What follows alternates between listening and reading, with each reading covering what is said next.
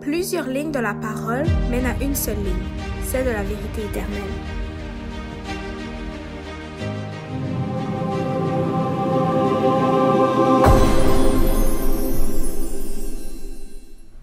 Alors, bonjour à tous et bienvenue à chacun d'entre vous à cette émission à Allons à l'école du sabbat. Donc aujourd'hui, nous allons parler de l'appel divin, donc de la deuxième partie du chapitre 3 du livre des Philippiens. Et donc, nous allons voir vraiment ce à quoi Dieu nous appelle. Donc, l'appel divin, un appel qui vient de Dieu, un appel qui vient du ciel, un appel qui est parfait, un appel auquel on doit accepter. Donc, aujourd'hui, on va un peu découvrir quel est cet appel, comment Dieu veut nous la transmettre, comment on peut l'accepter, la recevoir. Et donc, aujourd'hui, nous allons vraiment parler de ça au travers du livre de Philippiens 3 et avec d'autres versets connexes. Je vous invite donc à prendre votre guide de l'école du sabbat et surtout votre Bible en main pour que nous puissions découvrir et voir cette leçon numéro 10 de l'école du sabbat. Et donc, je vous souhaite surtout bonne étude et bonne écoute au travers de cette émission.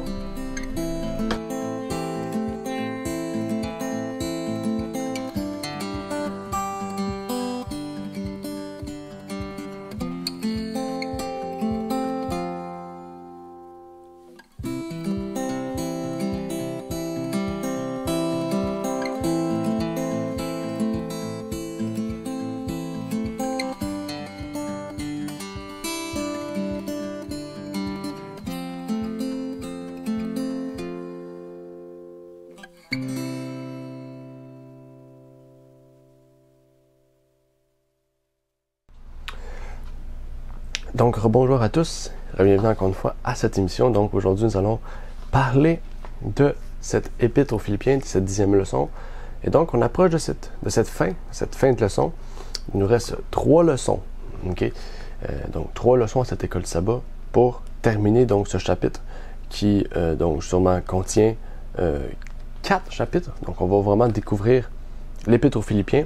Ce n'est pas écrit leçon sur l'épître aux Philippiens, c'est écrit épître aux Philippiens. Donc, dans ce trimestre-ci, comme avec le livre de Jacques, on découvre carrément tout le livre, en fait. On ne découvre pas les grandes lignes de ce livre, mais on découvre tous les points de ce livre. Les points, en fait, parfaitement de ce livre. Donc, à la fin de ce trimestre-ci, on serait supposé connaître assez bien le livre des Philippiens. Et pour ceux et celles qui peut-être se sont abonnés cette semaine ou peut-être il y a quelques semaines et qui ne connaissaient pas cette école du sabbat-là, on vous prie de pouvoir le télécharger en PDF, de pouvoir le commencer. Ce sont des écoles du sabbat, bien sûr, mais c'est des études auxquelles on peut réimprimer, qu'on peut redistribuer et repartager parce que la Bible s'étudie en fait toujours, donc on peut le réétudier et vous comprenez en fait où est-ce qu'on veut emmener.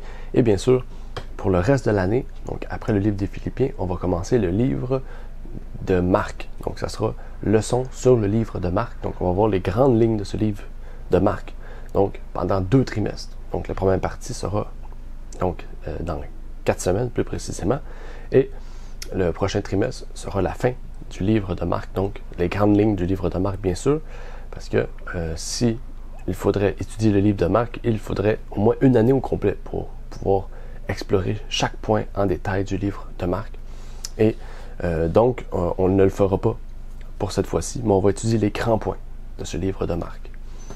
Donc, je vous invite dès maintenant à pouvoir le précommander. Si vous voulez le commander, bien sûr, comme vous le savez, de 1, vous pouvez vous abonner à cette chaîne pour recevoir les nouveautés, les nouvelles vidéos, les annonces qu'on fait quelques fois sur notre chaîne YouTube, des annonces importantes, par exemple, comme notre livre de l'Apocalypse qu'on a pu faire. Sinon, on a des vidéos chaque semaine, des études bibliques, une semaine sur 2, le dimanche. Et aussi, on a chaque mardi un sermon ou une question-réponse. Donc, ça varie selon justement ce que les gens veulent vouloir entendre. Et chaque vendredi, on a cette émission de l'école du sabbat. Donc, depuis quelques semaines, c'est exceptionnel. Le temps me manque pour pouvoir vraiment enregistrer à temps pour vendredi. Donc, c'est pour ça souvent que c'est le samedi ou que c'est reporté à l'autre semaine d'après. Donc, inquiétez-vous pas, on va reprendre ces choses en main pour que tout soit en ordre avec Dieu. Et donc, pour nous contacter pour l'école sabbat, pour des questions, pour avoir un orateur, pour ouvrir une église, une mission, etc., vous pouvez nous contacter à contact@lignesurligne.com. Donc, avant de commencer, j'aimerais pouvoir faire la prière d'introduction pour que nous puissions vraiment entrer plus profondément dans cette leçon de l'école du sabbat. Et donc, prions. Notre Père qui est aux cieux, j'aimerais te remercier, Seigneur, pour ce moment que tu nous permets d'avoir, ce moment que tu nous permets non seulement d'avoir, mais de pouvoir prendre pour étudier ta parole, comprendre et que tu puisses nous révéler, Seigneur, ces choses. Merci de nous permettre d'avoir cette émission, pour moi-même de pouvoir la préparer, de pouvoir avoir des réflexions plus profondes, comme la servante du Seigneur nous le dit, de vraiment nous mettre en lien avec les principes de vérité biblique que tu nous montres, Seigneur, que tu puisses vraiment chaque jour nous permettre de mieux comprendre, explorer, et que cette émission puisse être un don, que puisse être un besoin, un aide, un soutien à la compréhension de ta parole biblique. Peux-tu donc tous nous bénir et nous exhorter, nous fortifier, nous encourager à continuer à marcher par la foi pour que nous puissions justement voir et comprendre davantage ce que nous révèle ta parole. C'est ma prière au nom de ton Fils Jésus-Christ. Amen. Donc, le livre de Philippiens, c'est un livre écrit par Paul. C'est un livre écrit par Paul, donc si on regarde cette 10e leçon, donc bien sûr à la page 33 du guide, on nous dit l'appel divin. Donc, ici, Paul va nous relater, nous mettre les fondements pour qu'on puisse comprendre cet appel divin. OK, donc, les titres de leçons, ce ne sont pas seulement des titres présents pour nous exprimer le sujet de la leçon, en fait. Ces titres ont vraiment une expression, un symbole important. En fait, ces titres représentent réellement le message auquel Paul veut nous transmettre. Donc, c'est pas seulement, par exemple, dans ce chapitre-là, on va parler de Jésus, donc le livre de Jésus. Bien sûr, ça arrive quelquefois. Par exemple, quand on étudie chapitre par chapitre, par exemple, le livre de Marc qu'on aura prochainement, les titres auront plutôt un but de nous relater le sujet. Mais vraiment, ici, on regarde l'appel divin. Dans la leçon, vous n'allez pas voir l'appel divin. Vous allez comprendre que c'est un appel divin. Donc, vraiment, les titres dans ce trimestre ont vraiment une portée plus grande que seulement nous relater le sujet du chapitre, en fait. Et donc, il va falloir vraiment approfondir, voir comment recevoir cet appel divin, comment accepter. Quel est cet appel divin? Au verset 7 et 8, Paul nous commence comme suit, en nous faisant rappeler justement ce qu'on a vu la semaine dernière. Si vous vous rappelez, la semaine dernière, ou plutôt, oui, la semaine dernière, l'émission qu'on n'a pas faite, qu'on espère pouvoir mettre. Donc, on avait parlé des incirconcis.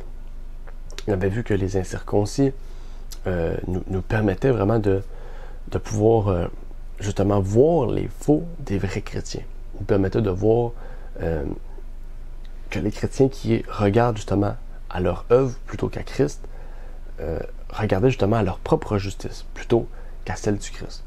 Et ça, c'est un point qui était important parce que on regardait en fait que ces personnes-là qui se regardaient à eux-mêmes, regardaient leurs œuvres, voulaient arriver au même but que ceux qui regardaient à Christ, à savoir la perfection morale. Mais si on regarde à nos propres œuvres, on ne peut arriver. Si on regarde à nos propres œuvres, on ne peut arriver à cet état auquel Christ nous appelle. Parce qu'en fait, le seul moyen de pouvoir retourner à l'état auquel Dieu nous a créés, c'est par le Christ. Christ nous a créés parfaits. Et en fait, c'est pas nous qui est arrivé à cet état-là parfait. Christ nous a créés parfaits. On a perdu cette perfection-là. Donc, pour revenir à cet état, il faut retourner à la compréhension, au fait que sans Christ, on ne peut retourner à cet état. Donc, vraiment, Paul nous relatait que c'est ce que lui recherchait, à recevoir cette perfection morale, à comprendre, à voir. Et cette marche-là, c'est une marche d'une vie, en fait. C'est une marche quotidienne avec Christ, pas une marche quotidienne dans nos œuvres. Et c'est ça un peu aussi ce que Paul, quand il nous racontait son témoignage, c'est à ce qu'il relatait. Lui, il regardait la loi, pensait arriver à un état parfait, mais même en regardant cette loi-là, en voulant regarder un état parfait, il n'était même pas au niveau auquel minimum, en fait, qu'un simple chrétien pourrait arriver plus haut.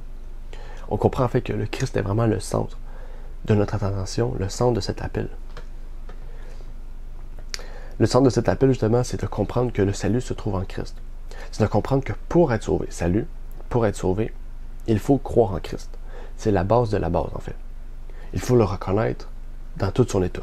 C'est-à-dire qu'il faut étudier la base de la vie du Christ. C'est-à-dire croire à sa résurrection, croire à sa mort, croire à quel était le but de sa mort, croire à sa divinité, croire qu'il était fils de l'homme et fils de Dieu quand il est venu sur terre. En fait, il faut comprendre réellement la divinité de Jésus et de Dieu surtout. Donc le salut en Christ, c'est un peu ça. Quand on comprend le Christ, on comprend le but de sa mort, etc., on peut comprendre maintenant le salut. Et ça nous amenait tout de suite au verset 9. Dans le verset 9, on nous relatait d'autres choses importantes. Puisque maintenant, on a compris que le salut est seulement en Christ, et il veut nous amener maintenant à cet aspect dont les incirconcis disaient ne pas trouver leur salut, à savoir en Christ. Paul ne désirait pas croire au salut du Christ seulement, mais rechercher sa propre justice. Et Paul ne voulait pas seulement désirer le salut en Christ. En fait, il ne voulait pas seulement rechercher le désir en Christ, le salut en Christ, ni même rechercher sa propre justice. Mais il voulait vraiment chercher le salut en Christ, mais aussi la justice en Christ.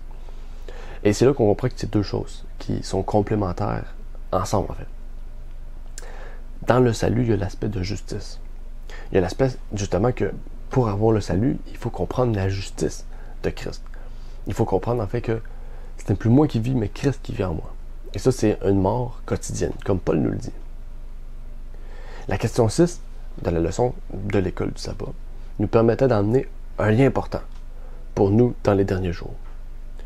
Les gens d'aujourd'hui ont un niveau d'orgueil élevé, et ça, c'est causé justement par le péché. Le péché, plus le péché abonde, plus que l'homme va on pourrait dire, se replier sur soi-même. Il va plutôt se rechercher soi-même plutôt que de rechercher quelqu'un, en fait.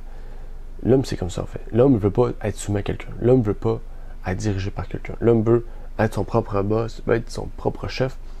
Et il veut se trouver un niveau de satisfaction de lui-même qui demande de croire qu'en lui-même, en fait. Et c'est pour ça, en fait, j'ai vu beaucoup de choses de même, on pourrait dire des publications sur les réseaux sociaux auxquelles les gens disent « Bon, j'ai assez donné pour les gens, maintenant je pense à moi. » En fait, justement, si on pense aux autres puis qu'on se néglige, c'est peut-être parce qu'on se donne trop aux autres. Il ne faut pas en fait se négliger au point de, comme on a vu dans la dernière émission, il ne faut pas se négliger au point d'en mourir, au point de fébrer notre santé. Il faut une juste logique des choses, en fait. On peut s'investir dans l'œuvre de Dieu pleinement, s'investir dans l'œuvre humanitaire pleinement, sans pourtant se négliger. En fait, il faut vraiment voir que en aidant les autres, en fait, pas simplement, mais en aidant les autres, vraiment, honnêtement, on devrait aussi s'aider soi-même, en fait. Parce qu'en aidant les autres, on s'aide nous-mêmes. Et c'est ça que les gens ne comprennent pas aujourd'hui. C'est qu'ils pensent qu'en aidant les autres, il faut s'oublier soi-même. Donc, il est mieux pas aider les autres, puis repenser à eux-mêmes. Donc, se trouver le bien en eux-mêmes. Tandis que Christ nous dit non, justement, si vous croyez en moi, vous allez aller vers les autres. Vous allez aider dès que possible les autres. Et Romains 8, versets 3 et 8 de la leçon, justement, nous montre que la loi ne peut nous amener à la perfection. Ou plutôt, la loi ne peut être la voie du salut. En fait, justement, même si on ferait toutes ces œuvres-là, si on se dit justement que ces œuvres-là vont nous sauver, on est déjà dans cette mauvaise compréhension. Il faut comprendre que ces œuvres-là sont la révélation justement de ce que l'on croit, sont la révélation de en quoi on a mis notre confiance. Si on a mis notre confiance en Christ, on a mis notre confiance, notre foi en Jésus-Christ, on croit que par Jésus-Christ, on peut être sauvé, au salut, que par Jésus-Christ, on peut être justifié, déclaré juste. Donc, encore une fois, en croyant que Jésus est justice, en fait, nos œuvres vont révéler justement ce que nous croyons. Et on le voit, en fait. Quelqu'un qui est féministe, il va prôner tout ce qui est pour les femmes. C'est peut-être un mauvais exemple, mais vous allez comprendre, en fait. Quelqu'un qui, par exemple, défend les droits des Premières Nations au Canada, en fait, il va prendre position pour les Premières Nations. Il va démontrer ce qu'il fait. Il ne peut pas juste dire « je vais défendre les Premières Nations » et ne pas le faire. Ça serait mentir, ça serait déclarer quelque chose qui est faux. Vous comprenez ici, en fait, que quand on pratique ce que l'on croit, on révèle réellement notre moi. On révèle réellement ce que l'on a mis notre confiance, en fait. Et c'est là, en fait, qu'on révèle notre personne, notre personnalité. Ça nous met directement en lien avec ce qu'on a vu la semaine dernière. Le faux chrétien et l'incirconcis, les circoncis. Cet appel divin, c'est un appel justement de voir le besoin en Christ. C'est vraiment un renouement avec la divinité. Ce renouement, vraiment, va permettre de rétablir notre lien parfait avec le Père. En fait, Christ est le pont vers le Père. Si on essaie de passer directement vers le Père, en obéissance à la loi, oui, on passe par-dessus le Christ, mais on passe par-dessus aussi l'importance pour arriver à ce que Dieu veut de nous. La seule façon d'arriver à ce que Dieu veut de nous, c'est par Jésus-Christ. Il n'y a pas d'autre moyen. Et on pourrait lire Ésaïe 64, verset 6, qui vraiment va nous permettre de mieux comprendre l'époque moderne auquel on vit, une époque qui est terrible et qui va aller de plus en plus pire, en fait. Lisons ensemble, Ésaïe 64, verset 6, dans la version Sterval. « Tous, nous sommes devenus comme un homme souillé, et toutes nos justices comme un vêtement impur. Nous nous sommes tous flétris comme le feuillage, et nos iniquités nous emportent comme le vent. » On voit ici que le verset, Isaïe 64, verset 6, nous dit « Toutes nos justices et toutes nos justices comme un vêtement impur. » On remarque vraiment que la propre justice de l'homme est comme un vêtement impur. La propre justice de l'homme est un vêtement, en fait, qui est sale. Parce qu'en fait, l'homme est sale. L'homme pécheur est déclaré souillé, est déclaré sale devant Dieu, est déclaré impur. Et réellement, la justice de la chair, la justice de l'homme, ou comme on pourrait l'appeler, la justice dans les œuvres, est comme un vêtement impur. Un vêtement impur, un vêtement taché auquel le produit le plus puissant ne pourrait, en fait, dessouiller, ne pourrait enlever sa souillure. Dieu aussi nous amène un avertissement. Il nous donne un avertissement important. Il nous donne dans les derniers jours, pour héritier de la vie éternelle, un avertissement important. En fait, pour ceux qui veulent hériter de la vie éternelle, il nous montre des problèmes qui règnent dans l'Église, des problèmes qui doivent être réglés. Quand on dit dans l'Église, on parle de l'Église chrétienne. Dans le christianisme, on pourrait dire final. Dans le christianisme, dans sa phase finale, dans les derniers jours. Apocalypse 3, 17 et 18 nous dit « Car tu dis, je suis riche, je me suis enrichi, et je n'ai besoin de rien. Et tu ne connais pas que tu es malheureux et misérable, et pauvre et aveugle et nu. Je te conseille d'acheter de moi de l'or éprouvé par le feu pour devenir riche, et des vêtements blancs pour être vêtu, et que la honte de ta nudité ne paraisse point, et un collier pour oindre tes yeux, afin que tu vois. » La dernière église, l'église de Laodicée. Il faut comprendre que les 7 églises dans l'Apocalypse ne sont pas 7 dénominations ou 7 groupes de personnes spécifiques. Souvent, on a tendance à voir cela comme ça. La première église, l'église des apôtres. La deuxième église, l'église des pères de l'église. La 6e église, l'église de la Millérite. La 7e église, l'église de Laodicée. Si on pense comme ça, ça veut dire que toutes les autres églises externes ne sont pas citées dans cela. Ça veut dire que quand on prend Sardes, qui parle d'être froid, et donc ils ne le sont pas, on parle de 2 groupes de personnes dans la même église, c'est-à-dire que ce soit une église de John Wesley ou vous comprenez. Non, on parle du christianisme. À cet état-là, il y a 2 types de christianisme, 2 types de chrétiens. Dans la Laodicée, on nous dit réellement que les chrétiens d'aujourd'hui, le christianisme d'aujourd'hui, final, ne peut trouver la voie du salut en ne trouvant des solutions à ces 5 points. Mais dans cela, on parle de quoi? Du vêtement blanc. On comprend ici que, en fait, un des problèmes de l'Église de Laodicée, c'est d'avoir des vêtements impurs. C'est d'avoir des vêtements souillés.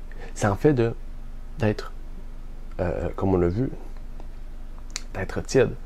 D'être tiède, ça veut dire que on fait foi de croire en Jésus, mais on en néglige ce qui en fait la puissance.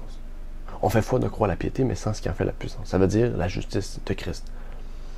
Et c'est ça aujourd'hui le problème vraiment. Les gens vraiment aujourd'hui, ils restent à l'église parce qu'ils sont à l'aise, ils sont bien, ils n'ont pas besoin de mieux, parce qu'ils se disent être dans la vérité. Ils ont besoin de rien. Et pourtant, chaque chrétien devrait chercher un problème. On a toujours un problème. Et c'est seulement en Christ qu'on peut le trouver. Et ici, on nous parle qu'on est nu. En étant souillés, on est nu. Comme Adam et Ève. Quand Adam et Ève ont péché, ils ont été nus.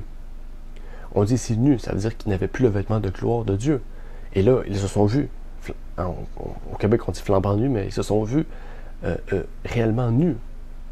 Mais avant cela, ils n'étaient pas des personnes qui étaient nues. Ils étaient revêtus du vêtement de gloire. Mais en étant pécheurs, ils ont perdu ce vêtement de gloire-là. Et c'est ça que Christ veut venir rétablir.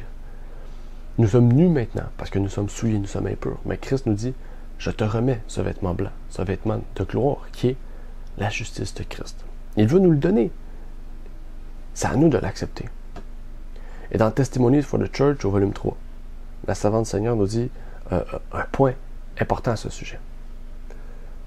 Dans ma dernière vision, il m'a été montré que même ce message décidé du vrai témoin n'avait pas accompli le dessein de Dieu. Le peuple s'endort dans ses péchés. Il continue à se déclarer riche et n'ont besoin de rien. Beaucoup s'interrogent. Pourquoi toutes ces réprimandes? Pourquoi les témoignages nous accusent-ils continuellement de rétrograder et de commettre des péchés graves? Nous aimons la vérité. Nous prospérons. Nous n'avons pas besoin de ces témoignages d'avertissement et de réprimandes.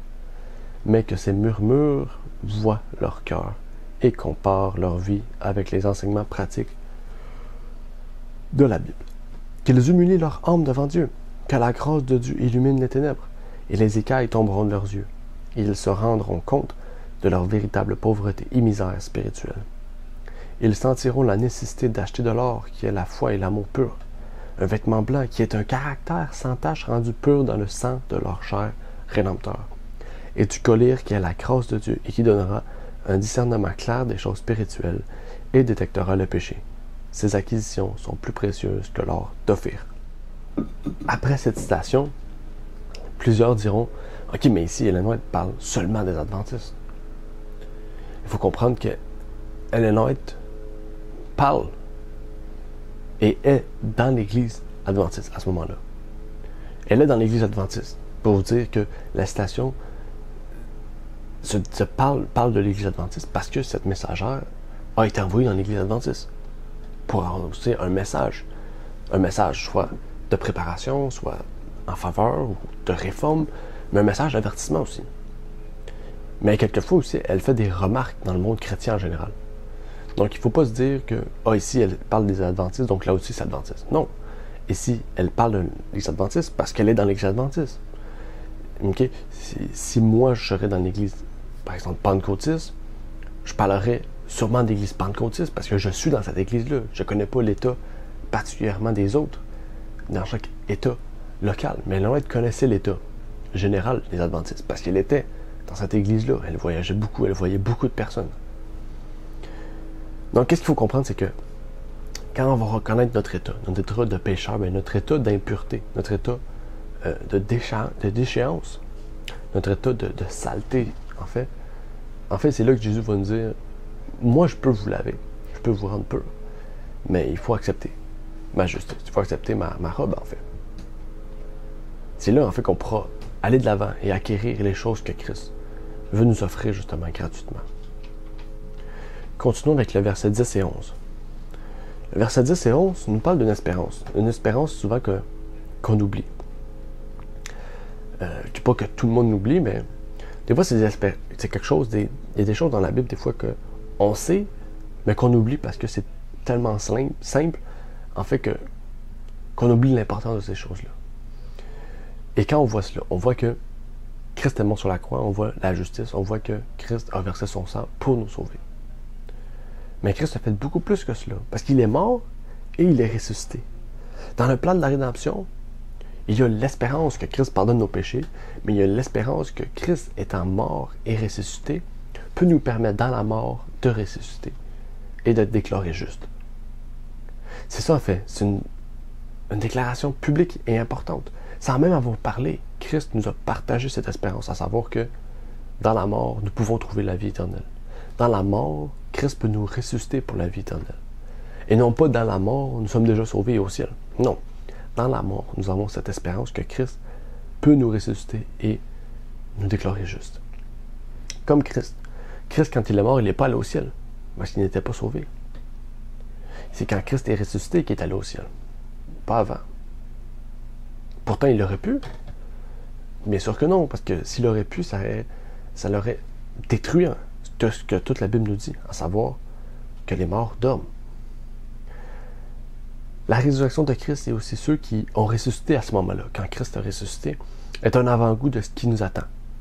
Ou ce qui attend plutôt ceux qui mourront pour le Seigneur et qui accéderont à la résurrection. La résurrection des justes, étant glorieux, revêtus de ce vêtement pur, revêtus de leur nudité par un vêtement de gloire. Et Paul nous met encore une fois en lien avec ceux qui professent le Christ, sans pourtant emporter le fruit digne. Oui, bien sûr, il y en a qui professent Jésus-Christ, qui vont porter des fruits. Mais est-ce que c'est des fruits dignes de la repentance, des fruits dignes, comme Paul nous dit, qui nous amènent vraiment à faire de bonnes œuvres? Par exemple, titre 1, verset 16 nous dit « Ils font profession de connaître Dieu, mais ils le renient par leurs œuvres, étant abominables, rebelles et incapables d'aucune bonne œuvre. » Donc, il y a des personnes qui font profession de connaître Dieu, mais qui le renient soit en faisant de mauvaises œuvres, mais ça dit ici, surtout que leurs œuvres sont abominables, rebelles et incapables d'avancer de bonnes œuvres. Les chrétiens, en général, être chrétien, c'est quelqu'un qui professe connaître Christ et Dieu. Donc, tous les chrétiens, de base, font profession de connaître le Christ et Dieu. Au moment du baptême, normalement, ces chrétiens ont une bonne conscience. On l'a vu la dernière fois, dans nos études du baptême, on a vu dernièrement que avoir une bonne conscience, c'est avoir une conscience avant le baptême. Ça veut dire que c'est d'avoir, en fait, de connaître les sujets de base pour notre salut, mais pour nous permettre d'entrer, en fait, en Christ. Donc, c'est une profession de foi. Avoir une bonne conscience, c'est faire une profession de foi. Profession de foi, ça veut dire on professe que l'on croit. On professe que la Bible dit. Les sujets de base, en fait, les sujets fondamentaux. Mais pour aller plus loin, parce qu'ici on parle de mauvaises œuvres, on a parlé rebelle, abominable, incapable. Si Tite nous a parlé de ces trois mots-là séparément, c'est que ces trois mots-là ont chacun une importance. Que veut dire abominable, rebelle, incapable? Déjà abominable, on a une idée, quand on voit Deutéronome, etc., on peut parler de l'homosexualité, de l'impudicité, le fait d'aller vers des membres de la même famille pour commettre l'adultère, etc. Ce sont des abominations aux yeux de Dieu. C'est des choses abominables. Dans le monde chrétien, on voit ces choses-là. Rebelle.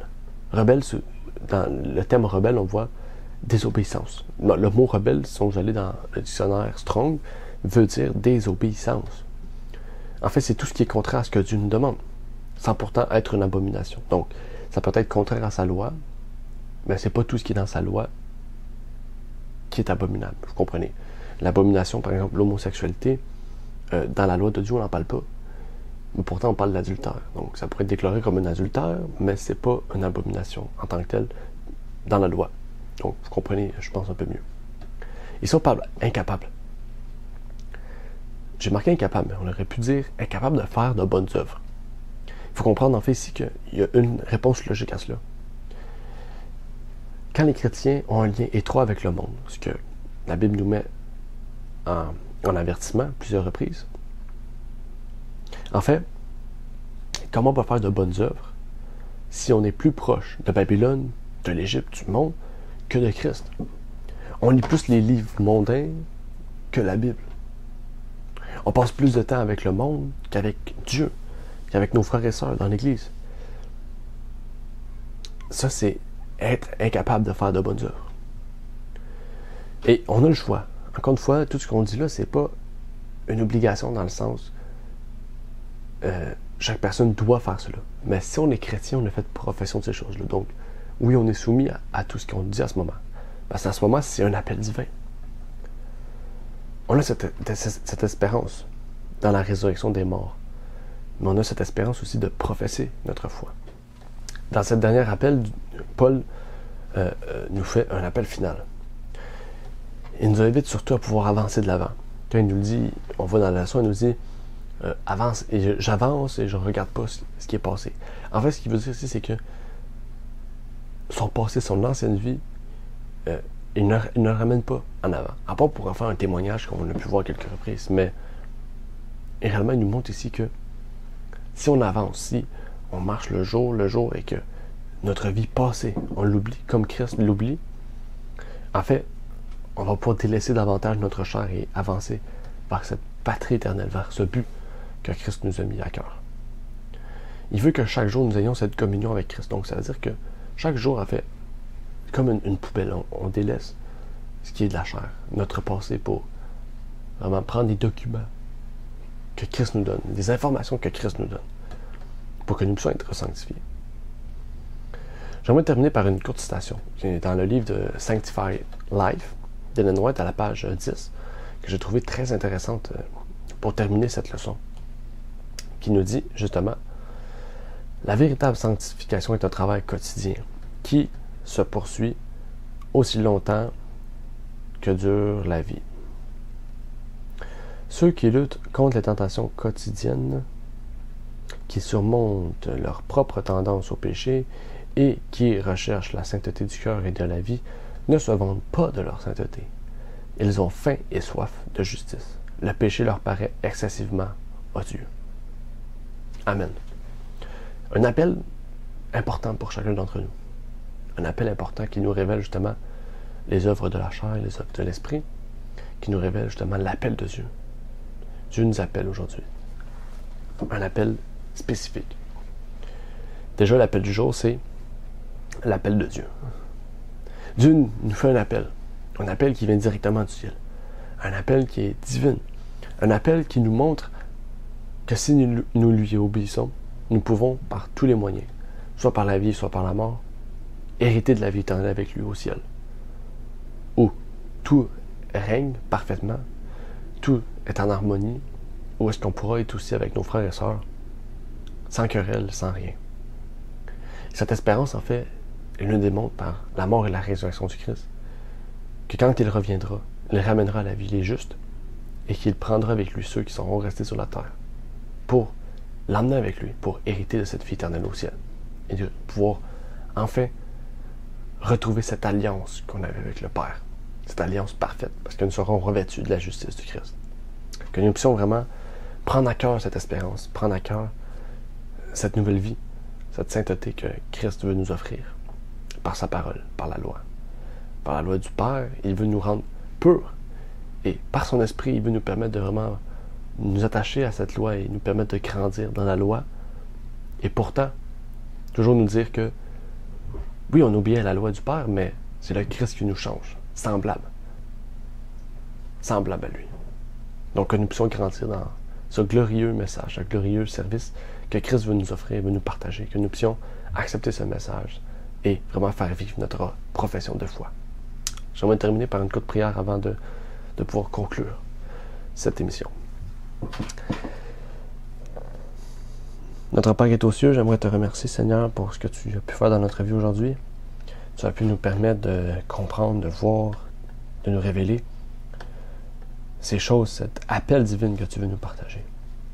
Puisses-tu nous bénir, nous ressourcer, nous amener davantage à être sanctifiés par ta parole, à comprendre notre profession, à avoir une bonne conscience de ce que tu veux nous révéler, Seigneur, par cette leçon. Puisses-tu nous bénir, nous exhorter, nous faire grandir dans cette espérance, dans cet amour, dans cette foi, et nous revêtir vraiment de tout ce qui nous manque, comme il est écrit dans la Odyssée. C'est ma prière au nom de ton Fils Jésus-Christ.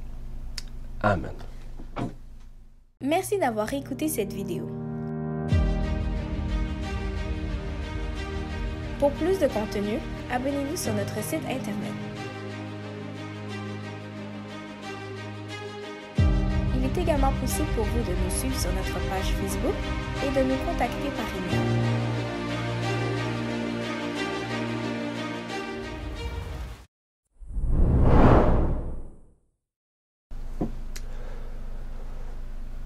Alors, bonjour à tous et bienvenue à chacun d'entre vous à cette émission à Allons à l'école du sabbat. Donc aujourd'hui, nous allons parler de l'appel divin. Donc, de la deuxième partie du chapitre 3 du livre des Philippiens. Et donc, nous allons voir vraiment ce à quoi Dieu nous appelle. Donc, l'appel divin, un appel qui vient de Dieu, un appel qui vient du ciel, un appel qui est parfait, un appel auquel on doit accepter. Donc, aujourd'hui, on va un peu découvrir quel est cet appel, comment Dieu veut nous la transmettre, comment on peut l'accepter, la recevoir. Et donc, aujourd'hui, nous allons vraiment parler de ça au travers du livre de Philippiens 3 et avec d'autres versets connexes. Je vous invite donc à prendre votre guide de l'école du sabbat et surtout votre Bible en main pour que nous puissions découvrir et voir cette leçon numéro 10 de l'école du sabbat. Et donc, je vous souhaite surtout bonne étude et bonne écoute au travers de cette émission.